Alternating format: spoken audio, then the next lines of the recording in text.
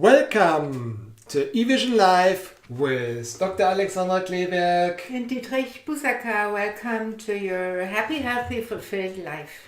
This episode is brought to you by the eVision Institute for Self-Healing and Potential Development. And today's topic is something very special. It is the power of touch. Alexandra had an interview with a professor, Bruno Müller-Erlinghausen, a German professor, 82 years old. He will, I think, tell a little bit about his history. I was not present, so I'm going to rather question Alexandra today to get all the information out of her, what she learned from this, she said, wonderful interview. Yes, I think he is an international researcher as well. Mm-hmm. But this book just came out. It's a book German, about the power, touch. The healing power of touch, You would translate it. And he lives in a village close by. He was brought up there in the 1930s. And his parents moved there because they came from Berlin and they had some problems with Hitler, and so they moved here. And so he was raised here, but then he went to Berlin. And what is very interesting about him is that he studied medicine, he specialized in chemistry, and he specialized in medication. Medication, and especially in pharmacy. Yes. And he developed a lot of the antidepressant therapy medication. What was good for him that he worked in close contact in a psychiatry. He went through all the stations there. But he was in Germany, he was well known as a pharmaceutical professor. And I think he still is a member in the Pharmaceutical Society in Germany. What makes him so special that he came from medication to touch. Mm-hmm. And this is a transformational story. It's a transformational story. And he found out that these psychiatric clients he couldn't help with more and more medication. He's a very warm-hearted man. I think this bothered him. And he was in a crisis himself, and he went to all sort of body therapy and massage. And he found that very relaxing, and he made a transformational process by that. He wasn't so intimate about the information, but he talked about his personal crisis and his way from pharmacy to body therapy. Mm-hmm. And he developed a lot of research on that. And one was very, very interesting. He gave psychiatric with patients with depression and anxiety. He gave them, not he himself, but in this research design, they were given massage every other day or 2 times a week for 15 minutes, not very long. And this was over a period of a few months. Mm-hmm. And what happened... And the other group got the classical pharmaceutical medication. Yes, they might got some body movement or whatever. I don't really know what it was. There was a massage and the other got the classical medication. They were in the clinic. It was a clinical study. Yes. And what really surprised him was the outcome of that research, that in the massage group, there was a significant reduction of medication, sleeping medication, antidepressive, anti-anxiety medication. And this really surprised him that massage was better than medication, actually. And so they could reduce the medication due to this massage, to the touch. Yes. Okay. And this effect really lasted even a few months longer. They checked all the clients 3 months, half a year later, and the medication was still lower than before. And he contacted a lot of researchers in Europe, and there were, for example, Swedish studies that when you massage children at school, they learn better, they're better in math. Oh, wow. When you massage pregnant women, and they teach it to the husbands, then the risk of too early birth is Reduces. lower, Okay. and of birth problems are fewer. So he was really, really fascinated by the impact of massages and bodily touch. And this was the emotional reason why he wrote this gigantic book on the power of touch and about the intelligence of the skin. Okay, so this is, we're going to go now dive deeper into this. So we're going to discuss the intelligence of our skin, the power of touch, and we will discuss a bit about what does it mean now in practice. Can I touch you? Should we touch everybody now? So this discussion about Me Too, and should we touch or should we not touch, and what does it mean for us? So the intelligence of the skin, that would be the first part, is the skin is 2 square meters. Okay. And it weighs about 1/4 of your weight, so it's really, really heavy. It's heavy, yes. Okay. Yes. And it is very intelligent. It realizes the atmosphere, cold and warmth and pressure. And they found out there are even sensors for well-being, feeling okay, not okay. So actually it's our first organ. It's our first organ. It develops, the first one that develops around the cell. Well, the membrane. The membrane has a skin. And this membrane divides, and there is a skin that holds all these cells. And even the brain is made out of the skin part of the embryo. Oh, cool. So it's like sort of... Some it folds in. It folds in, and the sensations are not from the inside to the outside, but just in the inside. And the skin is the only organ that has 2 directions. Like the eyes, you have got colors and input, and Light in, yes. they go in. With the ears, the same thing. Air goes through the nose. Well, the nose also I can breathe out. Yes, but if you smell something, okay, so all in breathing terms is of something organ. different than Okay. smelling. And the Smelling sound is in the ears goes in. Exactly. And the skin is in 2 directions. Like it feels and you can touch and be touched. So it is it the takes border. light in and takes... It is the border and also the opening. Like the skin has, we can imagine it as having very many doors that swing. So it's the border to the outside, but also the part that lets the outside in. And the bad things inside out. So let's say you're sweating Yes. out, the Yes. detox goes via Yes. the skin and everything. Yes. So it's the border and at the same time the communication line. Okay.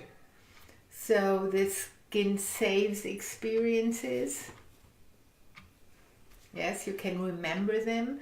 And the skin is the organ that you feel till your last day on earth. Like sometimes you can't see anymore, you can't hear anymore, some can't smell anymore or taste anymore, but the skin sensation is till your last day on earth. And that's why it's so important to, with people that are dying, that you hold the hand. They will realize that's what he said in his they might not speech, see an image, or they might not hear to a Beethoven music, but they feel the touch. So, and you can survive without eyes, you can survive without ears, without hearing, but you can't survive without your skin. Yes, and you can survive without touch. And you can't survive without touch. For example, he told about experiments that were in the 13th century. There was some cruel king, I think in Italy, and he put... So sorry to all Italians, but okay. I think it was a German king. A German king in Italy, okay. That's what it sounded like. I'm not really sure, it doesn't matter. There was some cruel king, and he put little children, babies, in dark apartments, holes, and they fed them, but 100% died. They were not touched. And René Spitz, about 100 years ago, did that in, I think, New York children's homes. And people and children that were not touched, they died. Oh. Children that got fed and got cleaned, but if they don't get touched, they die. Oh. And he says, touch, therefore, is a basic. It's a basic right. It's a basic needs. It's a basic need. It's a basic need. And should therefore be a basic right. And yes, should therefore. And this, if this would be acknowledged in Germany or all over the world, then our medical system would look much different, especially for old people. They get fed and they got cleaned or they got put on the toilet. But it's but rare in Germany, that they're getting... they don't get touched in a way. And massage So and if so, this is a basic need, it should be fulfilled by our human rights. It should be taken care of by our human rights system. Our healthcare system should be paying for it, or whatever. Yes, and for the massage same with or so. children. In Germany, we have this situation, and I suppose in very many parts of the world, that a teacher actually is not really allowed to hug a crying young girl. Mm-hmm. And this is or to put a crying young boy on his lap, whatever. Yeah. So I think in our society, in Germany, we are rational anyway. This goes 100, 200, 300, goes back to Descartes. I think, therefore I am. And now we have this Italian professor who wrote this book, Antonio Di Masio, I feel, and therefore I am. My expression is I heal, therefore I am. But we come from this René Descartes. So Germany, we are withdrawn anyway. So we are not this contacting person like maybe the Spanish or the Southern Europeans. Yeah. And then we don't hug that much. We give the hand, but not more. Yes. And then comes this Me Too movement, and we've had, not this movement, but we have sexual abuse discussions 20, 30 years ago, even in psychiatry and psychotherapy. And I know some psychotherapists, they don't greet their clients. They don't dare to touch their clients. They don't dare to touch them. Maybe they shake hands, but that's all. And if they see them privately in a supermarket or something, they don't talk to them, they don't touch them, they don't shake hands. So there is a lot of insecurity about that theme. Mm-hmm. And I think I love the Me Too movement. It's very important to say no. And it's very important to make that conscious. But I think the goal shouldn't be abstinence. Mm-hmm. This is not natural. We are touching Well, beings. it's actually the example. The waitress is just touching her client in the restaurant, and it's proven that she will get a higher tip. Yes. This is the power of touch is scientifically proven. So we need it. It feels good. And it helps us financially. But we live in a society that is very, very insecure and unconscious about that theme.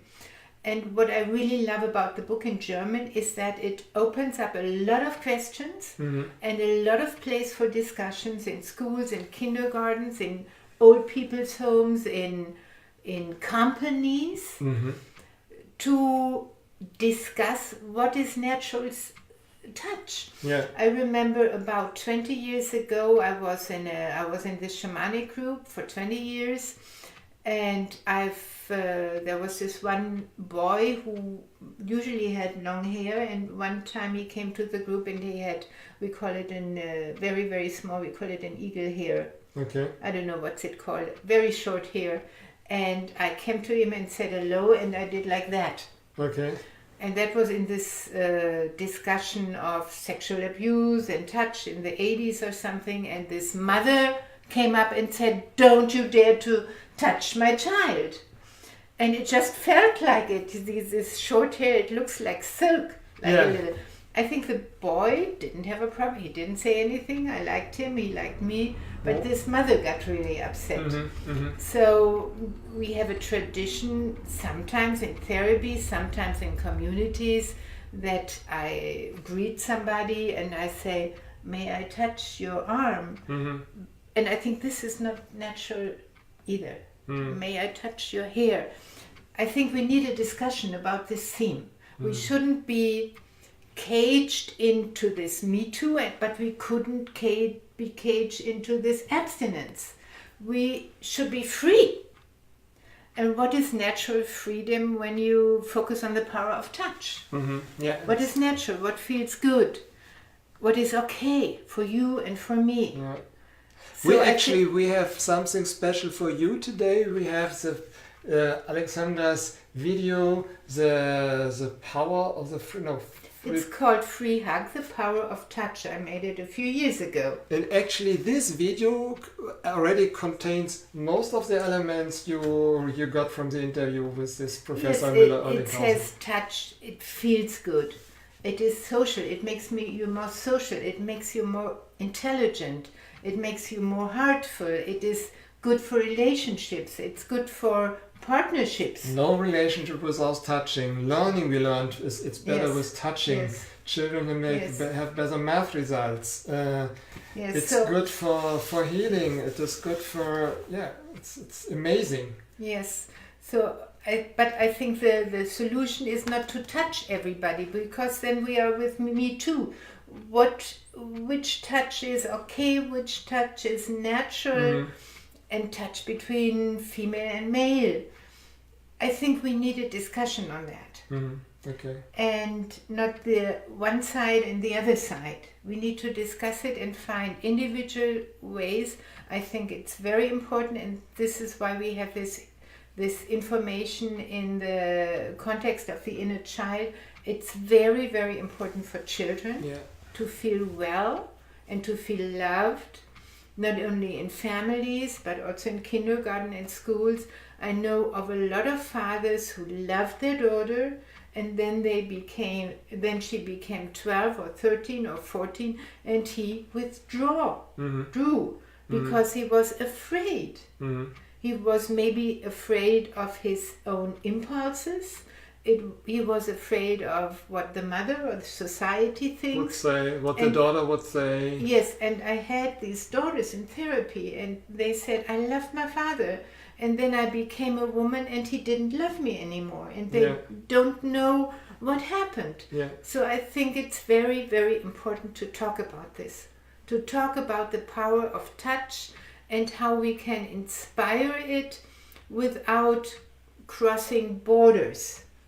The skin is also the border, but it's also the social opening to our next neighbor and to the world as a whole. Great. So please, if you have any reactions to this, anything to comment on this, we are so happy to see your comments below and to get into discussion. So it really would, and you want to share this broadcast, please feel free to share it with your friends. I think this is an important theme, so let's discuss about it and get into discuss and exchange. Yes. So once again, we put the link, you find the link to the Free Hug, the Power of Touch video by Alexandra. It's a beautiful video, so also please feel free to share it, and thank you, and see you next Tuesday again at the same time. Open your heart and start.